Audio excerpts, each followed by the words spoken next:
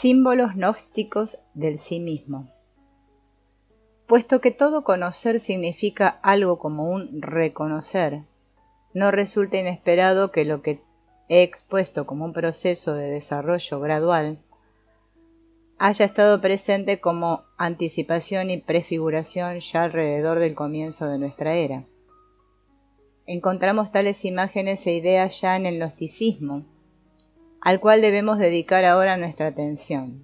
Consiste en gran parte en un fenómeno de asimilación y es por consiguiente del máximo interés para establecer y explicar esos contenidos que se constelaron en torno del anuncio del Salvador o de la aparición histórica del mismo o de la sincronicidad del arquetipo. En el Helenchos de San Hipólito, la atracción entre el magneto y el hierro está mencionada, si no me engaño, 3 veces. Primero en la doctrina de los Nanacenos. Estos enseñaban que los 4 ríos del paraíso corresponden al ojo, el oído, el olfato y la boca.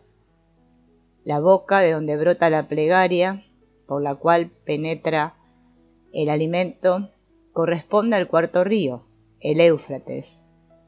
La conocida significación del 4.º hace, en cierto modo, explicable la relación con el hombre total, pues el 4.º completa siempre una tríada formando la totalidad.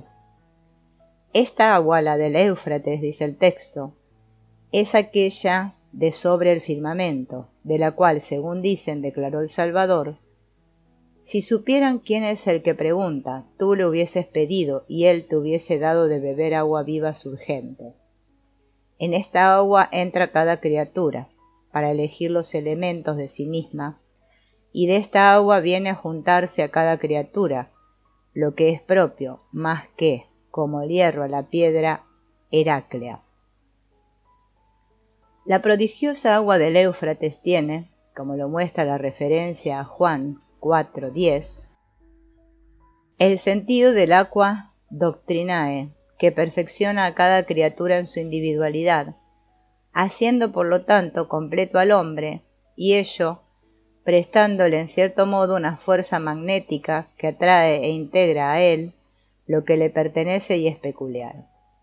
Esta doctrina naasena está, visiblemente, en perfecto paralelismo con la antes mencionada concepción alquímica.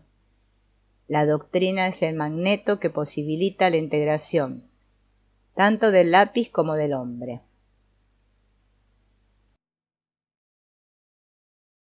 En las doctrinas de los peratas reaparecen puntos de vista semejantes, a tal punto que Hipólito repite las mismas comparaciones, aunque el caso es sutilmente distinto del anterior.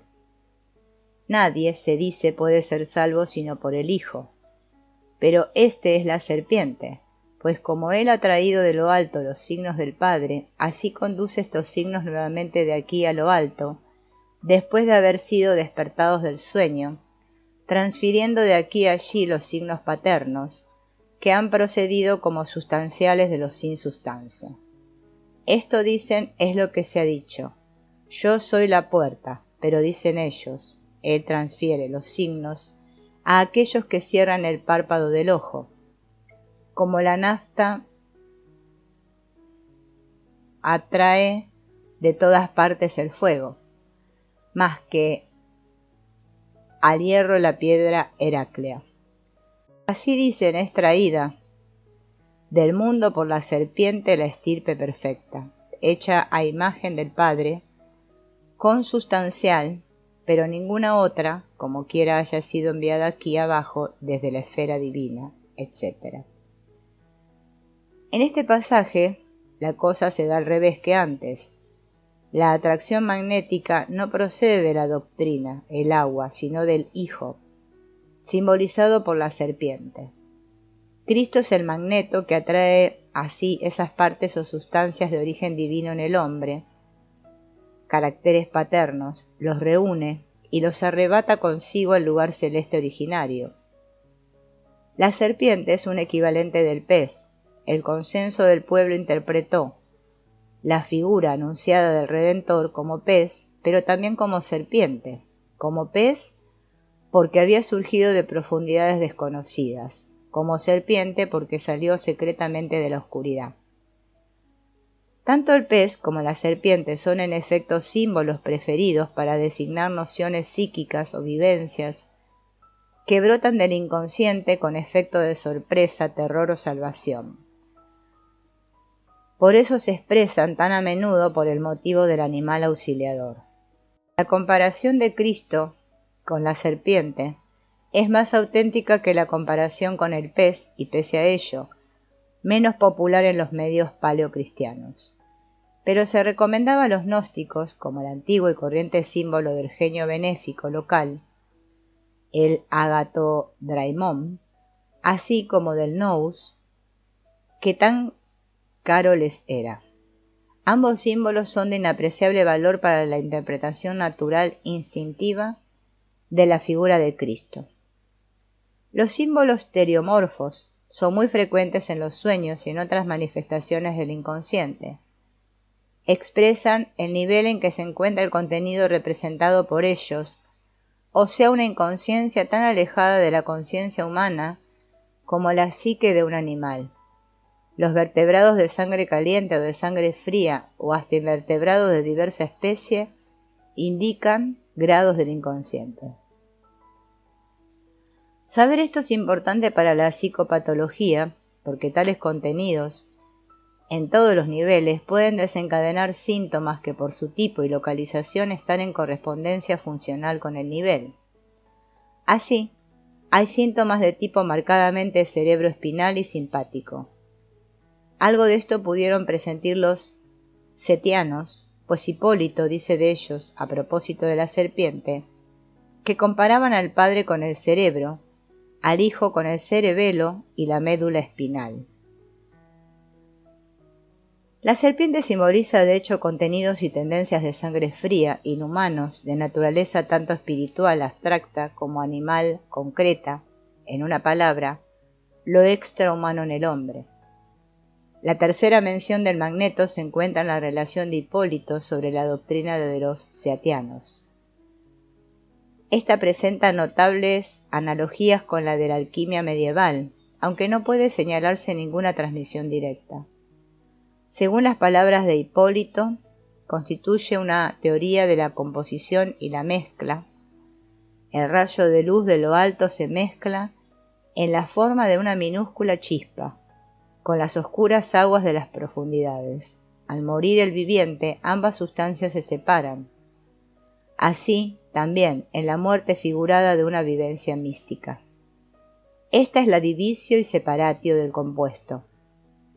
Utilizo adrede los términos latinos de la alquimia medieval que significan especialmente lo mismo que los respectivos conceptos gnósticos. La separación sirve en la alquimia para extraer el alma o el espíritu de la materia prima. El mercurio que ayuda a esta operación aparece armado con la espada que hiende, y los setianos se remiten a Mateos 10:34. No he venido a poner paz sino espada. La separación tiene por consecuencia lo que hasta entonces estaba mezclado con otro, es atraído ahora a su lugar propio como el hierro hacia la piedra heráclea. De la misma manera, la chispa o rayo de luz se dirige velozmente después que, gracias a la doctrina y enseñanza, ha tomado su parte en el lugar que le corresponde, hacia el logos que viene de lo alto en figura del servidor. Corre hacia él más velozmente que el hierro hacia el imán. La atracción magnética procede aquí del logos. Este significa el concepto o idea articulada y formulada, por lo tanto a la vez un contenido y un producto de la conciencia. Así el logos está próximo al aqua doctrinae, teniendo el primero el privilegio de la personalidad autónoma y representando la segunda un objeto pasivo del obrar humano, así como el logos está más próximo a la figura del Cristo histórico, así lo está el agua al agua mágica aplicada en el rito. Ablución, aspersión, bautismo. Nuestros tres ejemplos de efecto magnético apuntan a la vez a tres formas diversas del agente del mismo. 1. El agente es una sustancia pasiva en sí inanimada, el agua. Se le extrae en cántaros de lo profundo de la fuente, es manipulada por las manos humanas, se la utiliza en la medida de las necesidades del hombre, significa la doctrina accesible, el aqua doctrinae o la palabra logos, que se transmite a los otros por el discurso y por el rito. 2. El agente es un ente animado, autónomo, la serpiente. Aparece de modo espontáneo, se la encuentra sorpresivamente, fascina, su mirada es fija, sin interrelación. Su sangre es fría, no conoce al hombre, se desliza sobre el que duerme, y uno al despertar se la encuentra en el zapato quitado o en el bolsillo. Por eso expresa el miedo a lo inhumano y a la vez el temor reverencial ante lo excelso, lo que está por encima de la esfera humana. Es lo más bajo, el diablo, y lo más alto, el Hijo de Dios, el Logos. La serpiente es una presencia aterradora. Uno la encuentra en el lugar inesperado, en el momento inesperado, como el pez representa y personifica lo oscuro y abismal, la profundidad acuática, el bosque, la noche y la caverna. Cuando la conciencia primitiva enuncia serpiente, significa una vivencia de lo extrahumano. No es algo como una alegoría o una metáfora, sino que su peculiar figura es en sí el símbolo y no es esencialmente que la serpiente signifique al Hijo, sino que el Hijo tiene figura de serpiente. 3. El agente es el logos, por una parte idea filosófica y abstracción conceptual del Hijo de Dios personal y corpóreo, por otra la diamnamis de la idea y la palabra.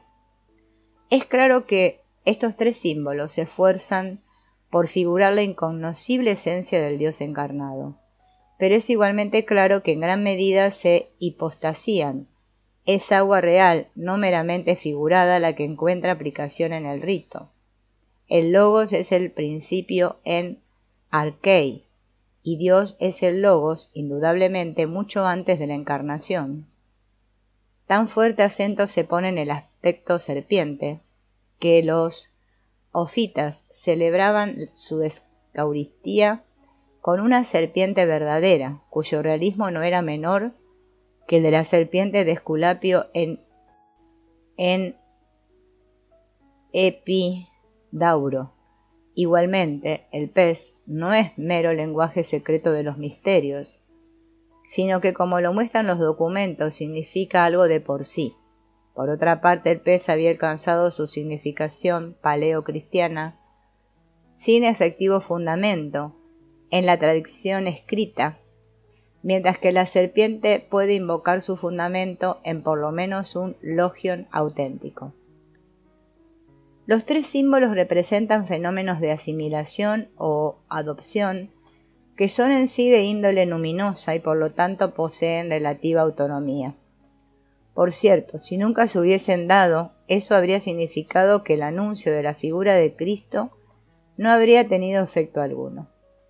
Esos fenómenos no solo demuestran la efectividad del anuncio, sino también constituyen la condición indispensable para que pudiera alcanzar efecto. En otras palabras, se trata de los prototipos de la figura anunciada, que estaban latentes en el inconsciente del hombre y por la aparición de Cristo fueron despertados y atraídos como un magneto.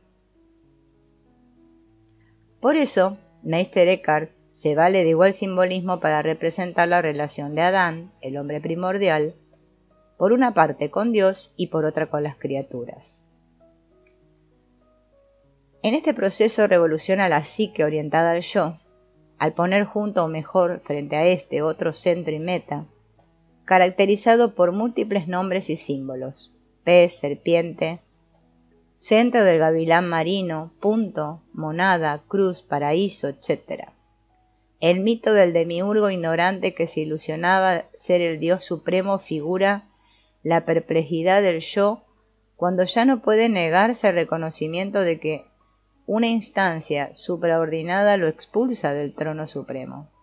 Los 1000 nombres, del lapis philosophorum corresponden, por así decirlo, a las múltiples denominaciones del hombre, antropos, entre los gnósticos, y así se ve inmediatamente claro lo que se entiende por ello.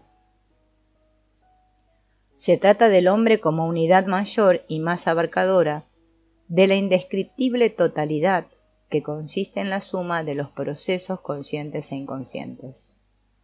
A esta totalidad, que al contrario de la psique subjetiva, centrada en el yo, es objetiva, he dado el nombre de sí mismo, que por lo tanto está en auténtica correspondencia con la idea gnóstica del antropos. Cuando en un caso de neurosis la terapéutica procura completar por medio de contenidos inconscientes la actitud o el grado de adaptación insuficiente de la conciencia, la intención es instaurar una personalidad más comprensiva y construir para ello un centro de gravedad que no coincide necesariamente con el yo, sino más bien, al incrementarse el conocimiento de sí, puede inclusive contrariar las tendencias del yo. El nuevo centro atrae como un magneto lo que le pertenece, los que han sido llamados los signos paternos, es decir, todo aquello que pertenece a las propiedades originarias e invariables de la estructura fundamental del individuo, lo que es más antiguo que el yo y por lo tanto se comporta con respecto a éste como el bienaventurado Dios que no es, de los basilidianos con respecto al arconte de la Ogdoada, es decir, el demiurgo y la paradójicamente como el hijo de este último con respecto a su padre, el arconte. El hijo se muestra superior, por cuanto posee un saber sobre el mensaje de lo alto, y por lo tanto puede enseñar a su padre que él no es el supremo Dios.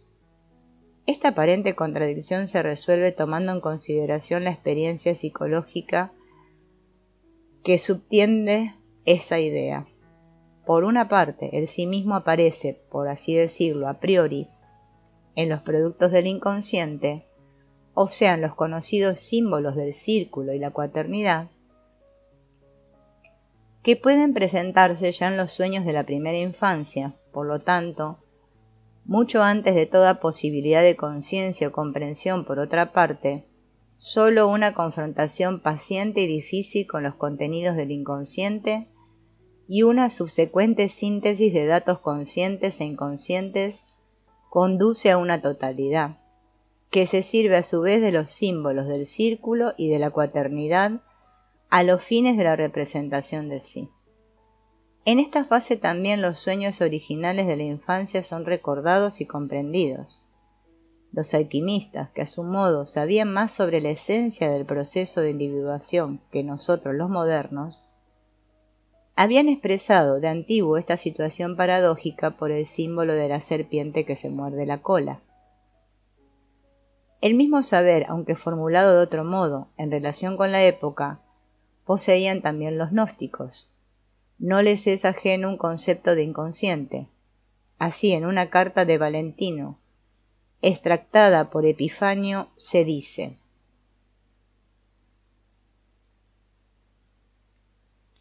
el Padre que es sin conciencia y sin sustancia, ni macho ni hembra.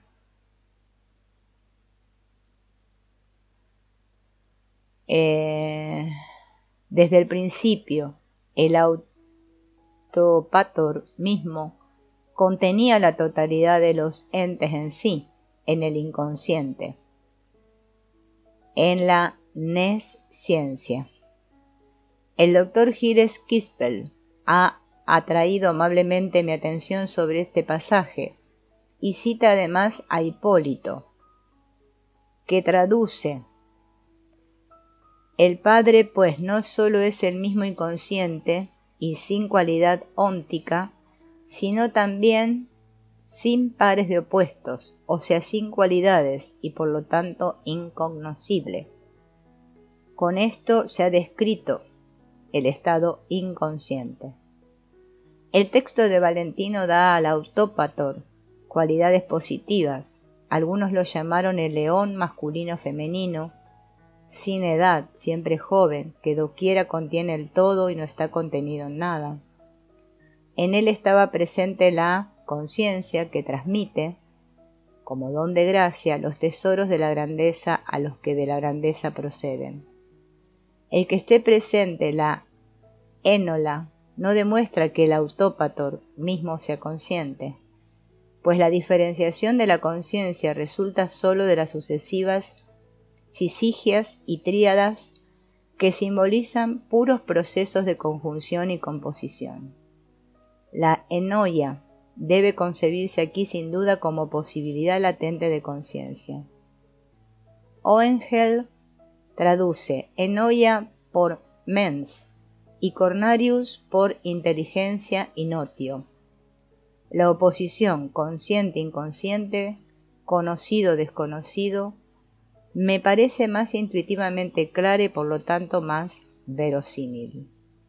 El concepto paulino de agnoia, ignorantia, podría no estar demasiado alejado del de agnosia, pues ambos designan el estado inicial inconsciente del hombre. Dios miró de por arriba este estado, el griego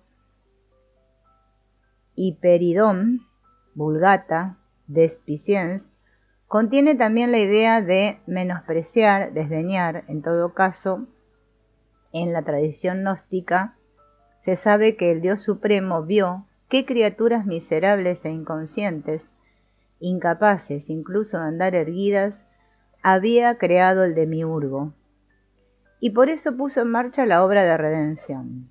En el lugar citado de los Hechos de los Apóstoles, se cuenta cómo Pablo recuerda a los atenienses que son de estirpe divina, y que Dios, volviendo la mirada, con desaprobación por así decirlo, a los tiempos de inconsciencia, ha enviado a la humanidad el mensaje para que todos, en todas partes, cambien su mente, y como el estado anterior parecía haber sido tan deplorable, el metanoein asumió el sentido moral de arrepentirse de los pecados.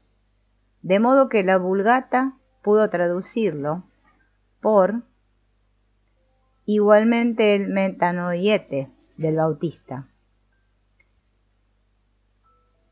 El pecado por el que hay que hacer penitencia es, como se ve, la noia o la agnosia, la inconsciencia. Pero en este estado no se halla solo el hombre, sino, como hemos visto, según la concepción gnóstica, también el anegnotos, el Dios carente de conciencia. Con esa concepción viene a coincidir en cierto sentido la idea cristiana tradicional, según la cual Dios, del Antiguo al Nuevo Testamento, se ha transformado del Dios de la cólera en el Dios del amor.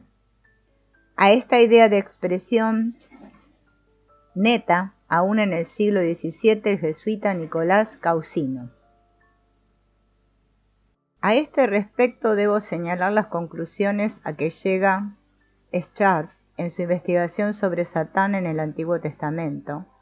Con la transformación histórica del concepto de Satán se modifica también la imagen de Yahvé, de modo que ya en el Antiguo Testamento, aparte de la que se produce en el Nuevo, puede hablarse de una diferenciación de la imagen divina.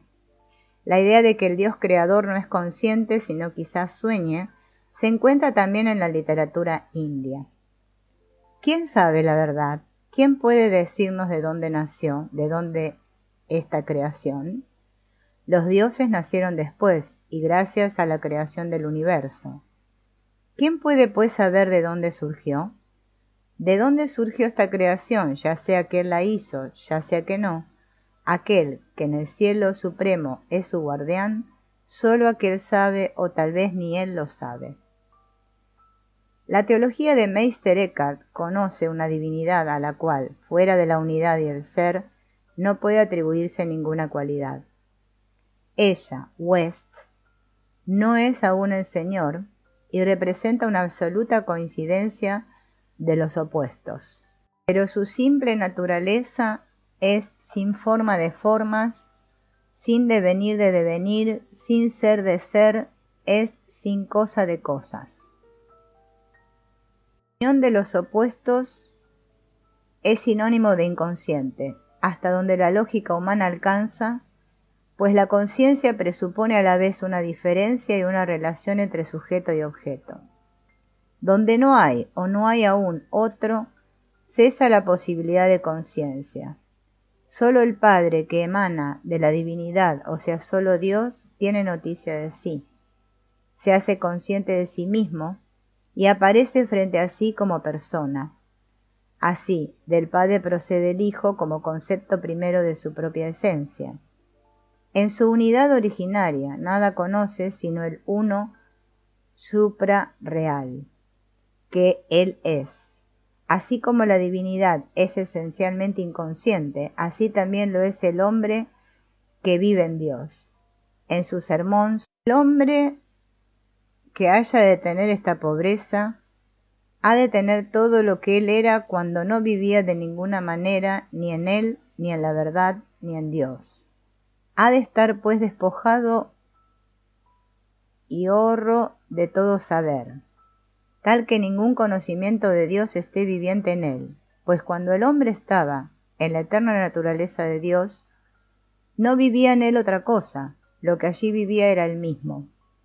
Y así decimos, el hombre ha de estar ahí libre de su propio saber, como cuando no era nada, y deje obrar a Dios lo que quiera, y esté al hombre horro como cuando vino de Dios.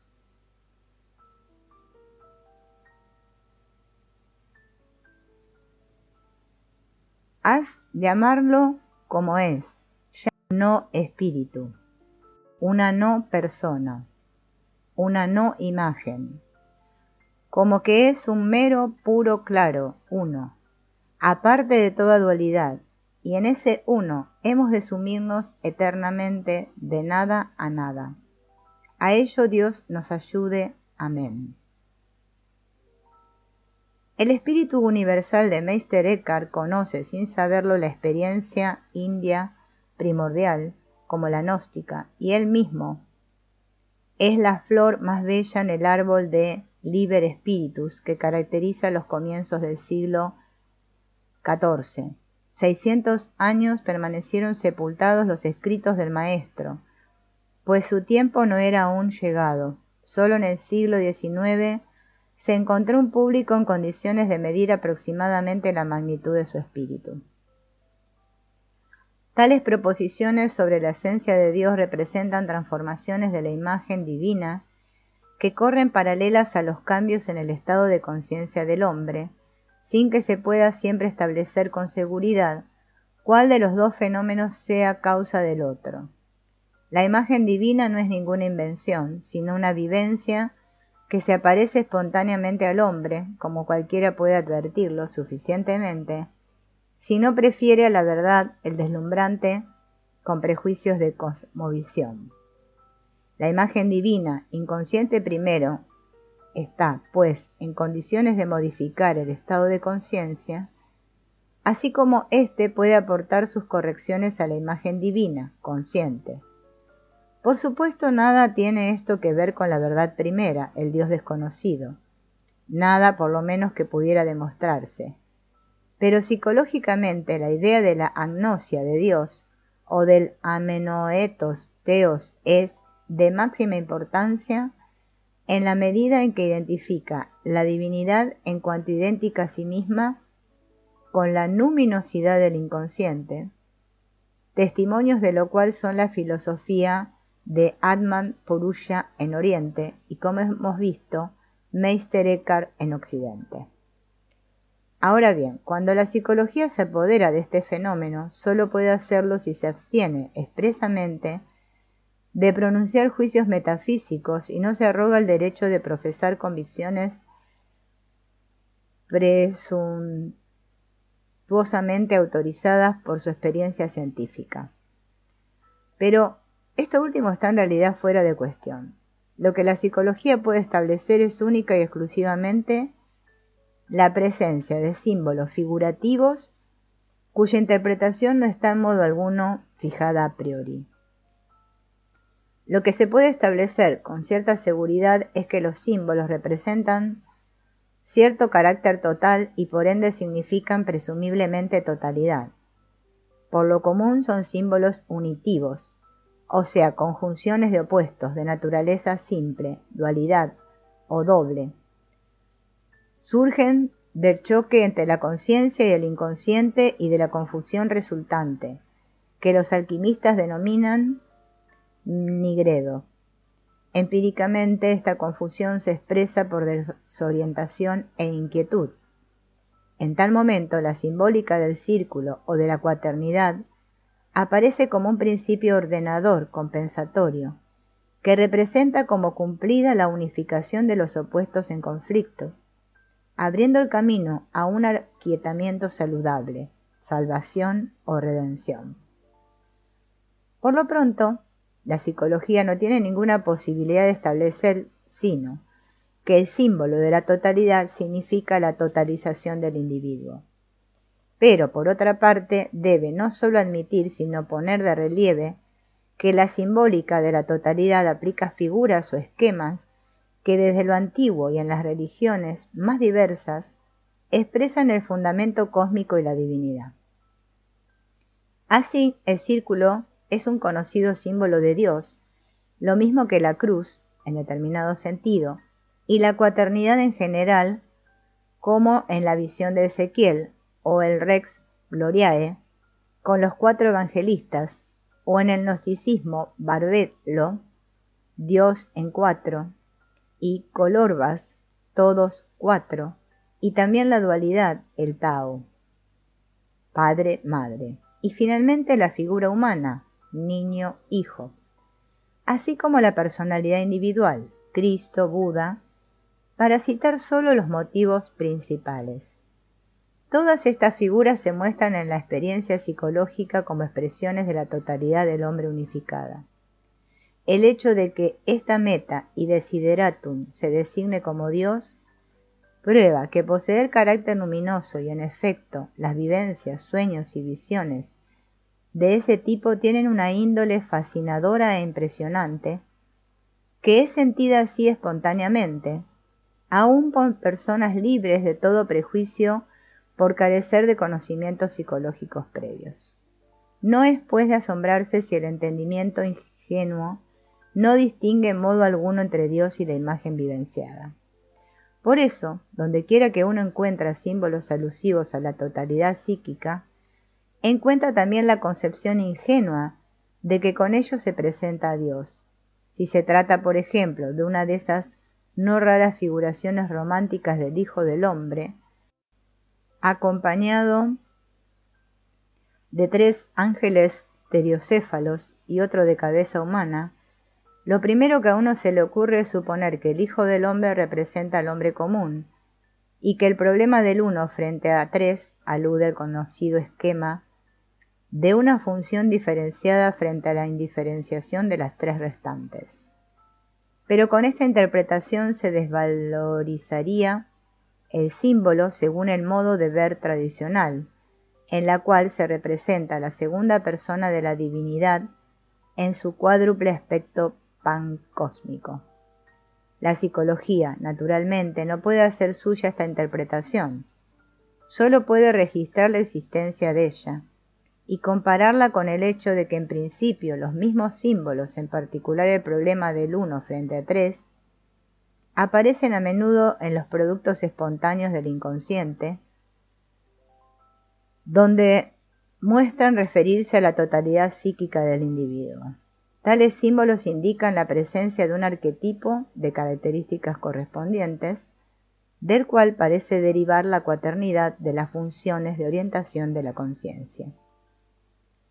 Ahora bien, la totalidad, ya que sobrepasa en una extensión indefinida e indefinible el ámbito de la conciencia, abarca siempre en sí al inconsciente y con él a la totalidad de los arquetipos. Pero estos están en correspondencia complementaria con el mundo exterior y tienen por lo tanto carácter cósmico, y esto explica su luminosidad y por lo tanto su índole divina. Para completar mi exposición quisiera mencionar aquí ciertos símbolos gnósticos del fundamento cósmico o del arcano, sobre todo los sinónimos correspondientes al fundamento cósmico. Por esta expresión entiende la psicología una imagen de trasfondo inconsciente que da origen a la conciencia. Aquí se trata principalmente de la figura del demiurgo. Los gnósticos disponen de gran cantidad de símbolos para representar el origen, el centro del ente, el creador o la sustancia divina inherente a la criatura. El lector no ha de dejarse confundir por la multitud de estas imágenes, sino recordará en cada caso que cada una de ellas representa simplemente otro aspecto del misterio divino inherente a cada ente creado. Al reunir los símbolos gnósticos, no hago sino efectuar como la amplificación de una única idea trascendental, tan incluyente y tan imposible de visualizar, que requiere diversas expresiones para representar esa diversidad de aspectos. Entre los gnósticos, considerados por Irineo, la Sofía forma el mundo de la Ogdoada, que representa una doble cuaternidad. Ella desciende al agua en forma de paloma y genera a Saturno, idéntico a Yahvé. Saturno, como ya se ha mencionado, es el otro sol entre los alquimistas, el sol negro. Entre los gnósticos es el Photantropos o Primus Anthropus, que forma al primer hombre, el cual empero solo puede arrastrarse como un gusano. Entre los naacenos, el demiurgo, el Saldeo, es un dios igneo, el cuarto según el número. Está frente a la Trinidad de Padre, Madre e Hijo. El Supremo es el Padre, hombre primordial, el sin cualidades y el Adamus, que es el Adán de lo alto. En diversos sistemas, en lugar de Protantropos, aparece la Sofía. Epifanio cita como doctrina ebionita que Adán, en cuanto hombre primordial, es idéntico a Cristo. En Teodoro Bar Conal, el hombre primordial son los 5 elementos, es decir, 4 más 1. En los Hechos de Tomás, dice el dragón de sí mismo: soy un hijo de aquel que dañó e hirió a los 4 hermanos que estaban erguidos. La imagen primordial de los gnósticos sobre la cuaternidad, unida a la figura del demiurgo o del antropos, es, en cierto modo, la víctima de su acto de creación, ya que queda aprisionado por la naturaleza a la cual ha descendido. La imagen del alma del mundo o la del hombre primordial, latente en la oscuridad de la materia, expresa la existencia de un centro trascendente a la conciencia que nosotros, precisamente por su cuaternidad, así como por su redondez, entendemos como un símbolo de la totalidad. Más cautamente podríamos suponer que se trate solo de una totalidad psíquica, por ejemplo, consciente más inconsciente, aunque la historia del símbolo demuestra que se lo ha utilizado siempre como imagen divina. La psicología, según ya se ha dicho, no está en condiciones de establecer aserciones metafísicas. Solo puede verificar que la simbólica de la totalidad psíquica coincide con la de la imagen divina, pero nunca demostrar que una imagen divina sea Dios mismo o que Él sí mismo sustituya a Dios. Esa coincidencia se muestra con total claridad en la fiesta egipcia de Het-Sed, de la que Colin Campbell ofrece la siguiente descripción. El rey sale de un recinto llamado el santuario, luego sube a un pabellón abierto por los 4 costados, con 4 escaleras que llevan a él, portando los emblemas de Osiris. Toma asiento sobre un trono y se vuelve sucesivamente a los 4 puntos cardinales. Es una especie de segunda entronización, y a veces el rey actúa como sacerdote, presentándose ofrendas a sí mismo. Este último acto puede considerarse como el punto culminante de la deificación del rey. En esta psicología tiene su raíz toda realeza, por la cual todo rey es portador del símbolo de sí mismo para cada individuo anónimo del pueblo. Todas sus insignias, corona, manto, cetro, orbe, condecoraciones, etc., lo caracterizan como el antropos cósmico, que no solo genera el mundo, sino que es el mundo. Es ese homos maximus que reencontramos en las especulaciones de Swedenborg, pero es también el objeto del esfuerzo gnóstico por dar forma visible y adecuado revestimiento conceptual a esa esencia, intuida como fundamento, matriz y principio ordenador de la conciencia. Es como decían los frigios, los naacenos de Hipólito, el punto indiviso, el grano de mostaza, que llega a ser el reino de Dios. Este punto es presente dentro del cuerpo, pero esto solo lo saben los pneumatikoi, o sea, los hombres espirituales, al contrario de los psíquicos y los materiales. Es la palabra de Dios y la matriz de los eones, potestades e inteligencias de los dioses, ángeles y espíritus emisarios, de lo que es y lo que no es, de lo generado y lo ingenerado, de lo no inteligible de años, lunas, días, horas. Este punto, que no es en modo alguno y consiste en nada, se convierte en cierta inaprehensible magnitud. Hipólito censura a los naacenos que hagan entrar todo, al modo sincretista, en su concepción, pues él evidentemente no puede comprender que el punto tenga figura humana. En efecto, los naacenos le llaman también el atis multiforme, el prematuramente muerto, hijo de la madre, o como dice el himno citado por Hipólito, el oscuro rumor de Cíbeles. El himno cita como sinónimos Adonis, Osiris, Adán, Coribante, Pan, Baco y el pastor de las blancas estrellas.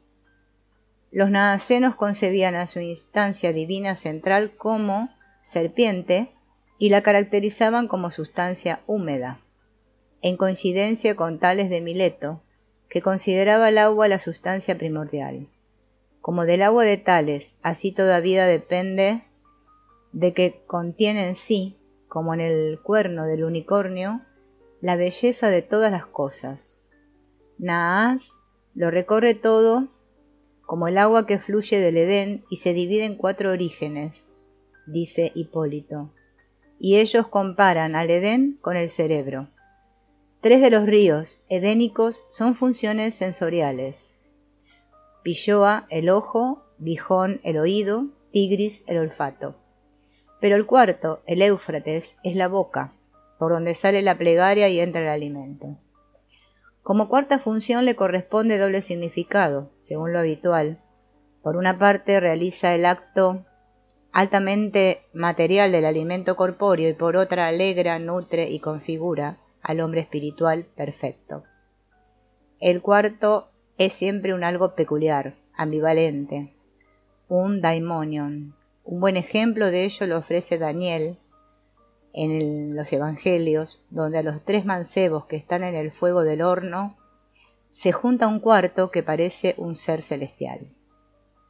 Así también el agua del Éufrates es la de por encima del firmamento, a la cual el Salvador llama agua viva, y que posee esa virtud magnética que hemos mencionado antes. Es esa agua prodigiosa de la cual el olivo obtiene el aceite, la vid el vino y cada especie lo suyo. Ese hombre, continúa Hipólito, como si siguiera hablando del agua del cuarto río, no es honorado en el mundo. Se alude con ello al hombre perfecto, pues el agua es este hombre, el que sería la palabra enviada por Dios. del agua viva elegimos nosotros, los hombres espirituales, lo que no es peculiar, pues toda criatura que se sumerge en esa agua elige, en ella, la esencialidad que le es característica, y de esta agua viene a cada criatura lo que le es propio. El agua, o sea, ese Cristo, representa una especie de panspermia, una matriz de todas las posibilidades de la cual el hombre neumático elige aquello que le es propio, que acude a él más que como el hierro al magneto. Pero tales hombres alcanzan su naturaleza neumática de tal modo que ella los conduce a través de la verdadera puerta, que es el bienaventurado Jesús, y logran así el conocimiento de su propia totalidad, la del hombre completo.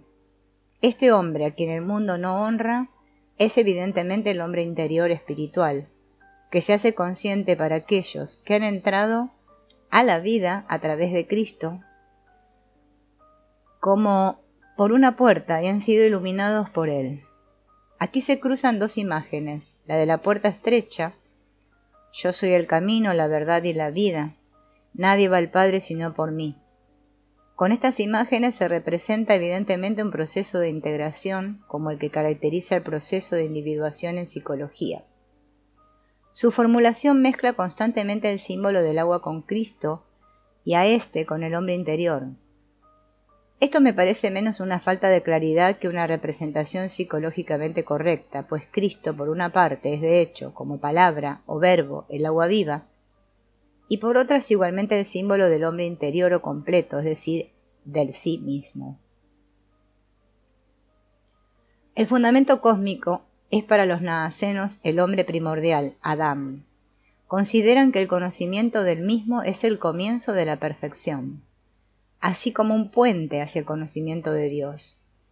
Adán es andrógino, de él proceden el padre y la madre, y consta de tres componentes, el racional, el psíquico y el terreno.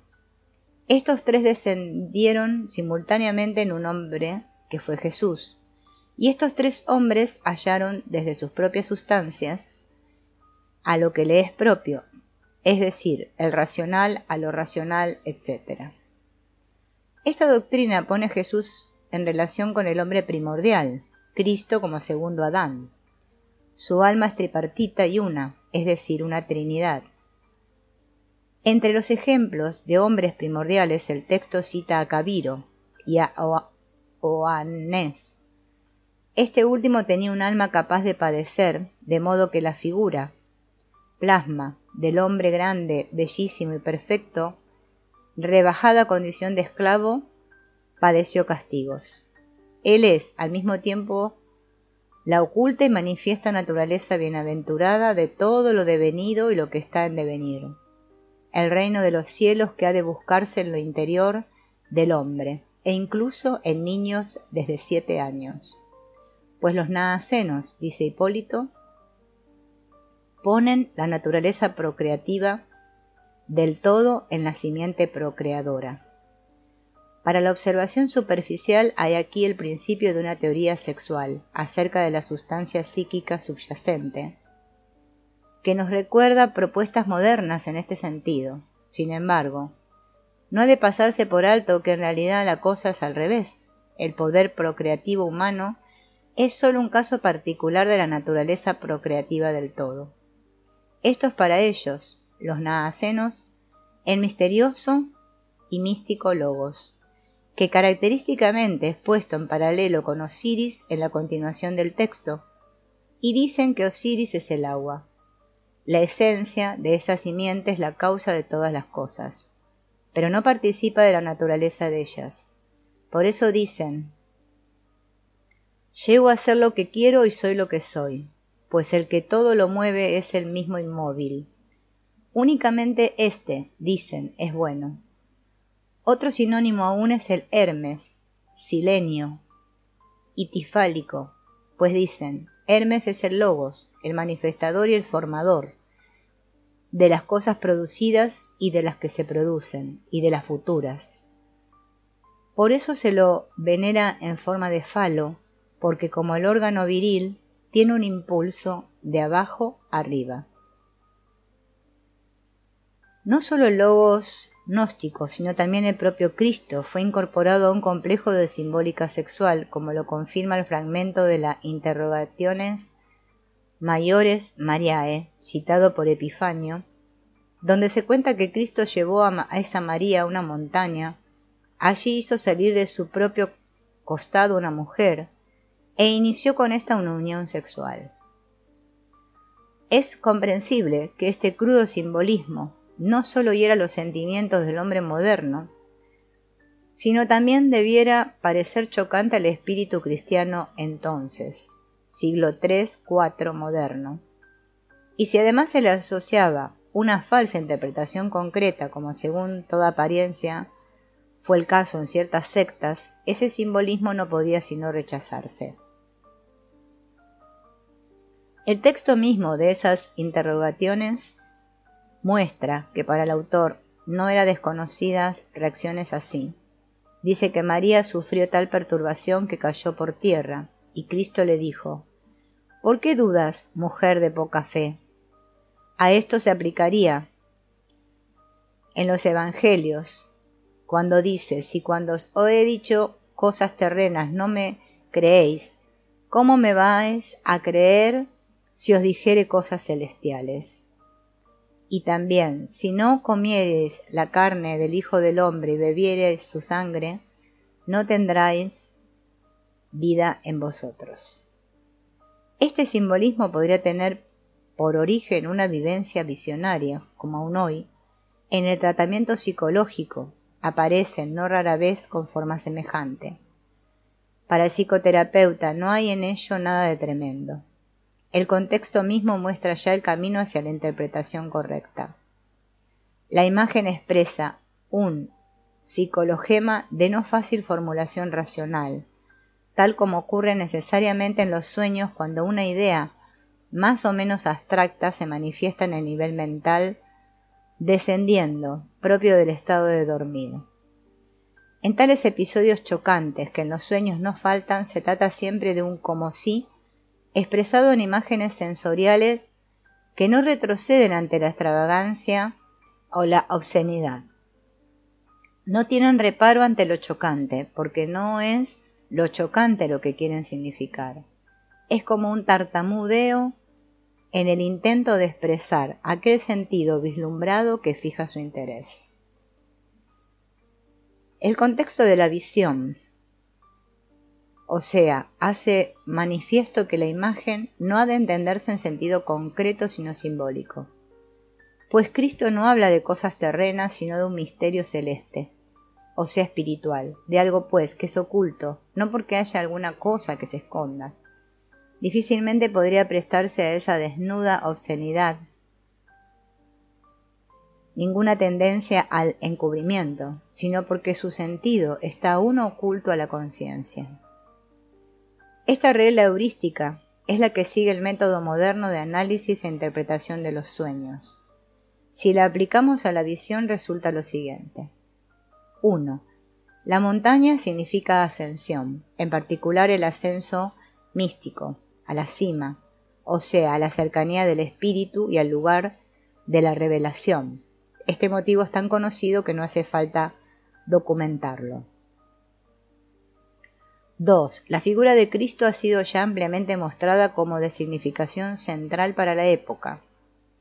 En la esfera del gnosticismo cristiano ella representa una explicitación de Dios como hombre primordial, Adán, y con ello una síntesis esencial de la naturaleza humana, hombre e hijo del hombre.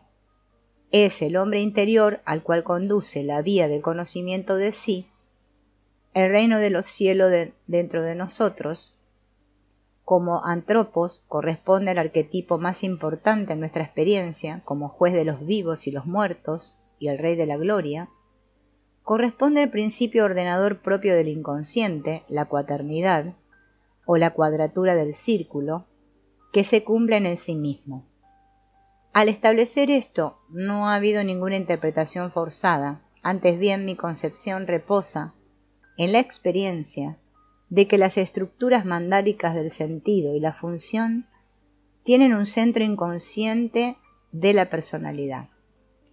La cuaternidad de Cristo que interviene al considerar esa visión está documentada por el símbolo de la cruz y por las representaciones de Cristo, como Rex Gloriae y como Agnum. 3. La salida de la mujer del costado de Cristo señala que se concibe a éste como segundo Adán, y el hecho de que él mismo la haga salir significa que desempeña el papel del Dios creador del gen, es decir, del Génesis.